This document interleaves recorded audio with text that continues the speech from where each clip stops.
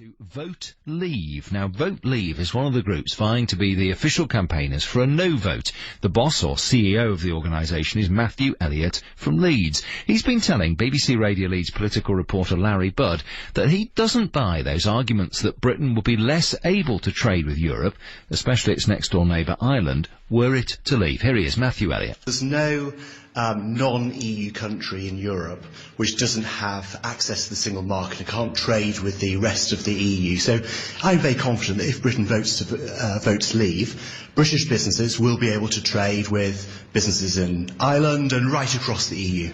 Okay, tricky one for you. What are the benefits of being in the EU? I assume there are some, because we've been here for some time.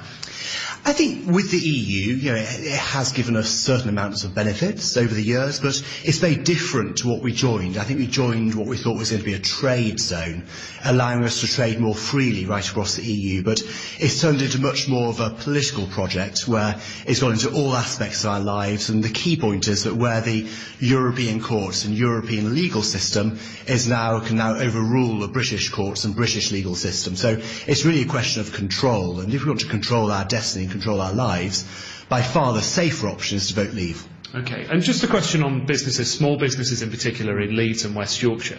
In your conversations with them, what have they been saying to you in terms of their relationship with the European Union? Well, a lot of them sort of say that they have all of the costs of being in the EU, the additional regulation, for example, without so many of the benefits. Now, of course, with the big multinational companies who do lots of exports, they do have some benefits from being in the EU, but for some small SMEs who don't really export, whose main focus is here in Yorkshire, they have all the costs without the benefits. Okay, and this is a place that's steeped in that history. Marks and Spencer began in Kirkgate Market just down the road here.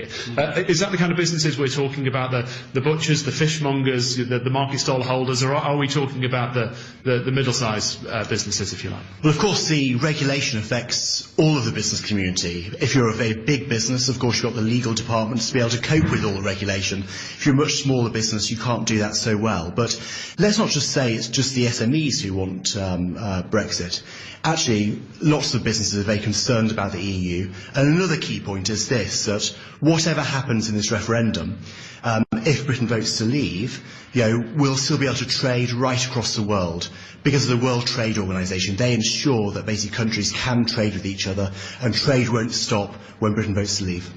David Cameron, it seems with something of a heavy heart, has agreed to allow front benchers or cabinet members a free vote on the EU. Do you sense a swing in momentum at the moment in favour of what you're asking for? I think a lot of people have been disappointed by the lack of progress in the renegotiation.